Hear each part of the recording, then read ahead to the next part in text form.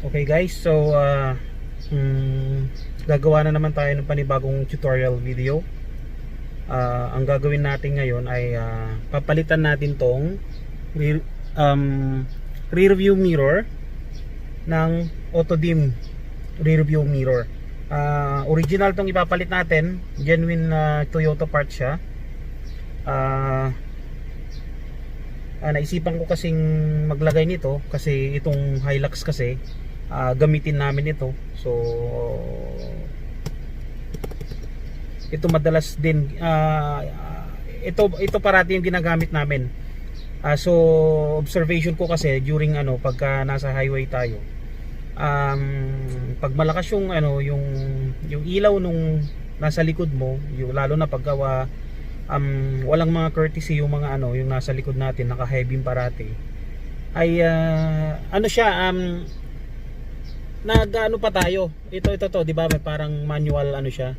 Tilt down, tilt up to para hindi ka masilaw. So itong purpose naman nitong auto dim rear view mirror ay hindi ka na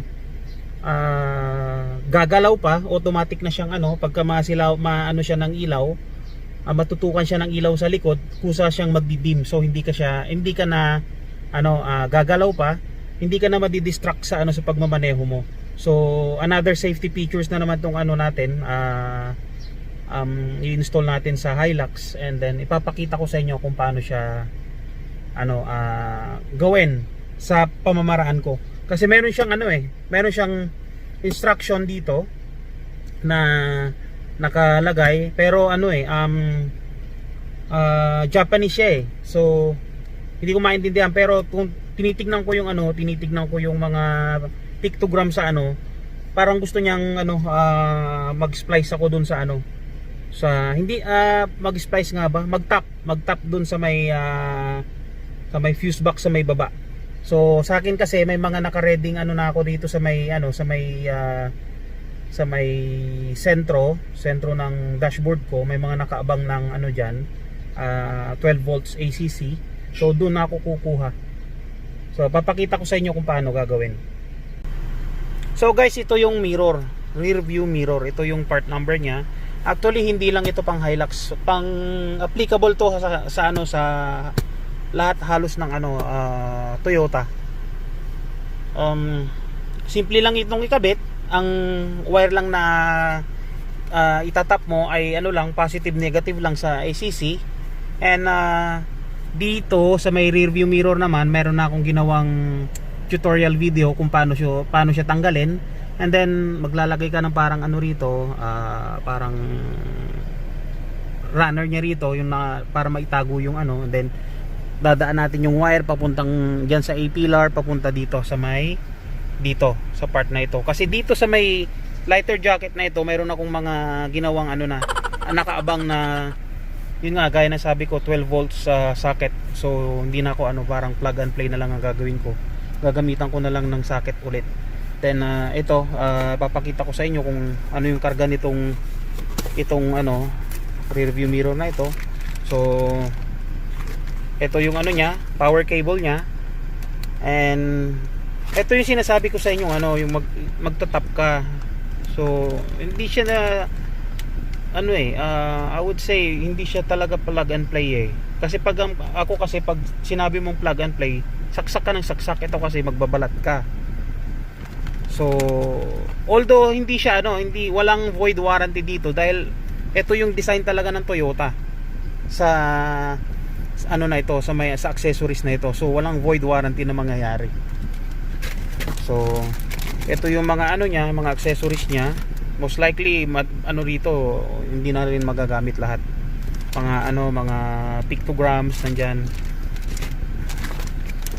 Another pictograms, mga documentation na nasa Japanese. And then mga clips, then bolt para sa ground. Pero hindi ko na magagamit tong bolt na to. Then ito na yung salamin mismo, rear view mirror. So ito, ganda. Okay, original siya. Okay. So ito yung niya, itong sensor niya, itong dalawa na to. Pag natapatan ng ilaw to, kusa siyang didilim as long as nakaset sa auto itong ko na to, itong button na to, itong auto. So install na natin. Okay, so kakabit na natin ito. Gagamitan natin siya ng Torx. Ang size niya T20. Then ito yung ito kasi meron siyang parang lock eh. So ito 'yun. Then ano na lang natin, slide down lang natin. Okay. So slide down.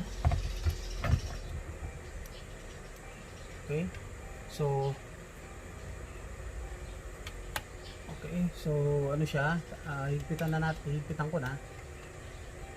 Huwag masyadong mahigpit, no? Kasi baka mahugot yung mounting mounting bracket. Kuwan lang yan.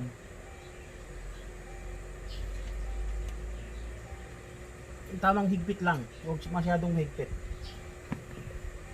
Then ito yung power cable niya. Meron siyang kasamang power cable dito. Ito yung power cable. Then idadaan natin siya papunta rito. Yan, papuntang 8 killer, papuntang pababa. So, ito na yung power cable niya. Ayan. So, mahaba siya, no? So, around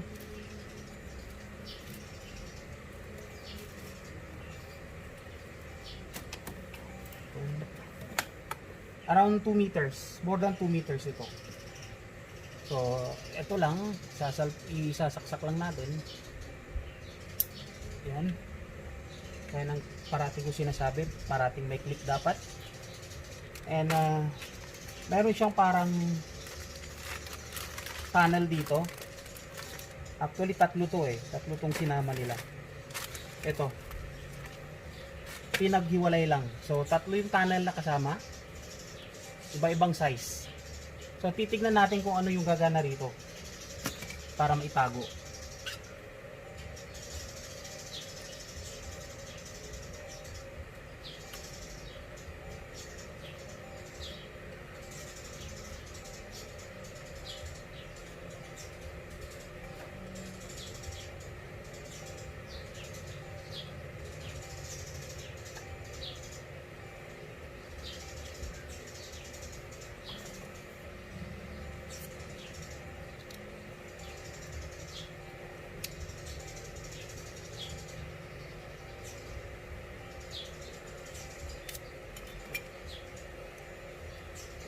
Ito naman maigsi, kung ito ang gagamitin natin, maigsi siya. So tingin ko ito yung gagamitin natin.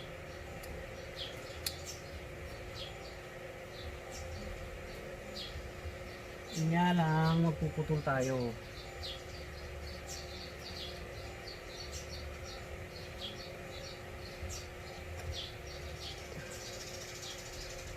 Puputol tayo ng ito yung gagawin natin. Yan, sasaksak lang na ganyan. Then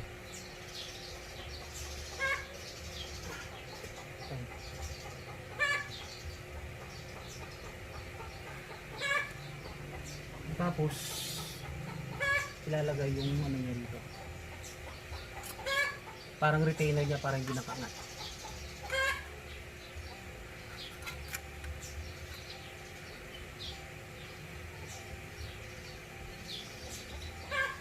So, tingin ko magpuputol ako ng around 5 mm. Balik ako. A few moments later. Okay, so yun guys, naputulan ko na. Bali ito kasing ito tong panel na to, isisiksik nyo lang, din naman yan magki-click siya. Then itong parang retainer niya, yun, isisiksik nyo lang din para maitago yung itong power cable na to. Pero dapat mauna na pala to. Itong wire na ito.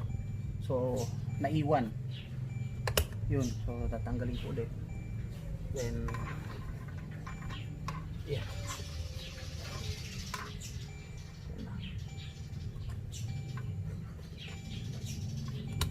Yun.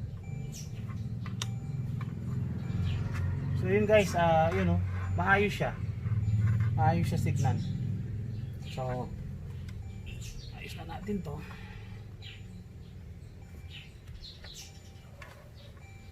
Yun. So far okay siya, hindi tumatama yung ano. Original Toyota kasi siya.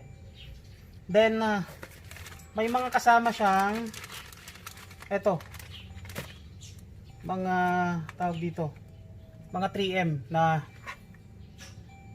pangbabalot dito sa ano na to, sa to, dito para hindi siya mag-rattle. So ang gagawin ko dito, ganito lang. Parang irarap mo siya. Yun. Yan. Irarap mo. Yan. Okay. Then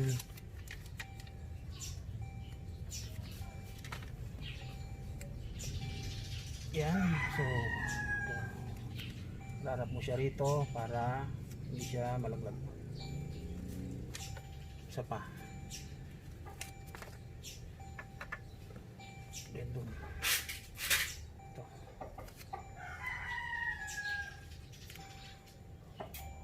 So ito guys yung gagawin natin. Okay? So ang susunod na gagawin natin, babaklasin natin tong A-pillar ano, cover.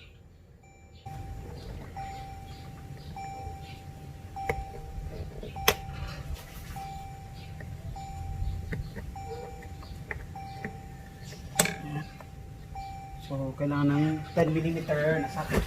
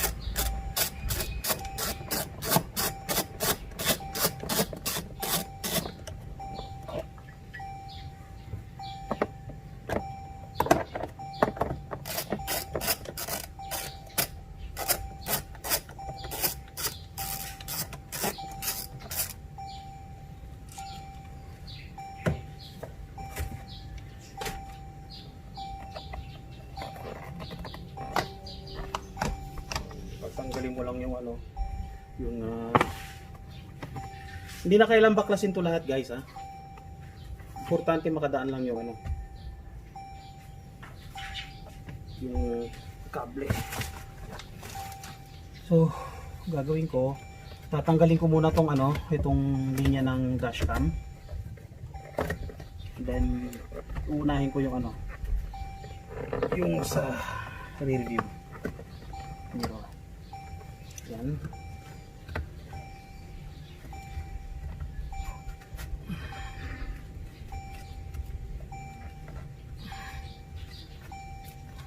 Okay. So, dahan-dahan lang din ang pag-angat. Okay. Ganyan. Ganun lang. Then dito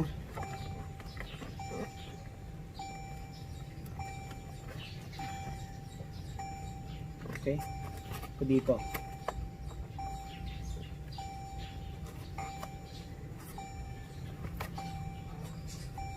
Okay. Yun.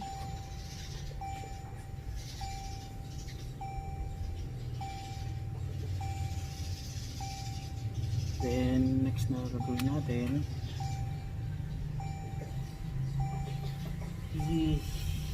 papadaanin natin dito sa gilid.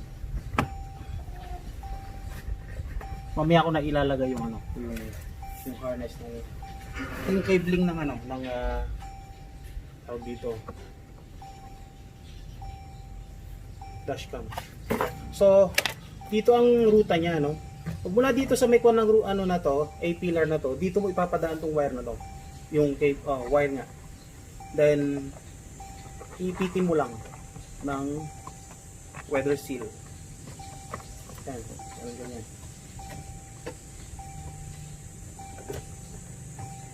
Yan, ipitin mo lang.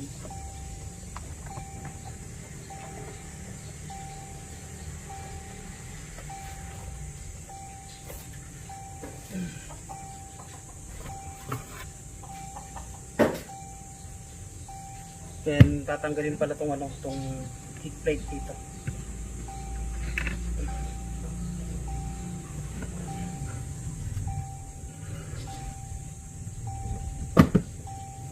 Tatanggalin mo rin yung ano, tatanggalin niyo rin yung to. Stock plate yata tawag yan.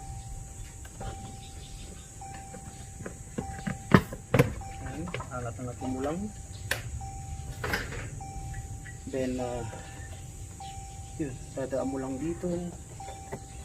Yan, yan. Tapos papadaanin mo dito. Yan. Kanya. Yan. Okay. Yan. Yan. Then tatanggalin ko to. Itong panel na to. Para malinis. May ano natin, malagyan natin ng cable tie, etc. So hindi ko na to kukuhanan kasi may mga tutorial video na rin akong nagawa rito kung paano baklasin ito. So okay guys, so nalinya ko na, no. So ito yung pinutulan natin kanina, nakatago yung power cable niya. Dinaan ko siya rito, papunta dito hanggang dito sa A-pillar na to, pababa. And then dito, then ito na yun. Ito, nilinya ko dito hanggang sa dyan. Dito hanggang sa paloob. So ito yung ano niya, ito yung connection niya. Gaya ng sabi ko kasi kanina, ito yun, ito yung fuse niya, and then yung negative niya. Mayroon na kasi akong nakaabang, so ito na lang ang pin-provide ko, itong socket na to. Kaya ano, so ipa-power up ko na siya, mamaya titestingin natin kung ano ang effect niya, and then ibabalik na natin yung mga panels na pinagtatanggal natin.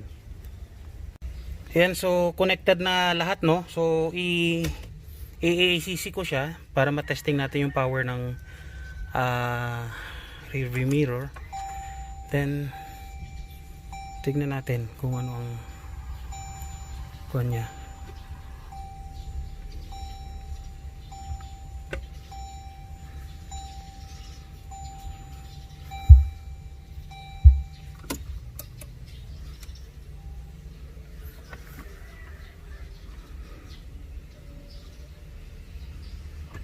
So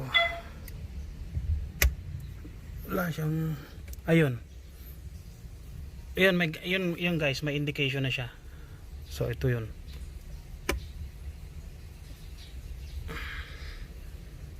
So siguro pagka may ano siya, may green na siya, palagay ko naka-auto siya. Pero pagka wala, manual. And then palagay ko ito yung sensor sa likod, yung ilaw sa likod. So ilalagay ko siya sa auto. Then yun na yun. Try nating i-power off kung each time na papatay mo ay kailangan mo pang pindutin yung auto. So kuwan siya, then ayun, saglit, hindi ko nakitang namatay. Ayun, so nakita ko namatay. So pagka yan mo siya, power, ayun na yun, automatic na may green. So pag pinatay mo, ganon. So ibig sabihin wala, hindi siya gumagana. So pagka ipa-power on mo siya,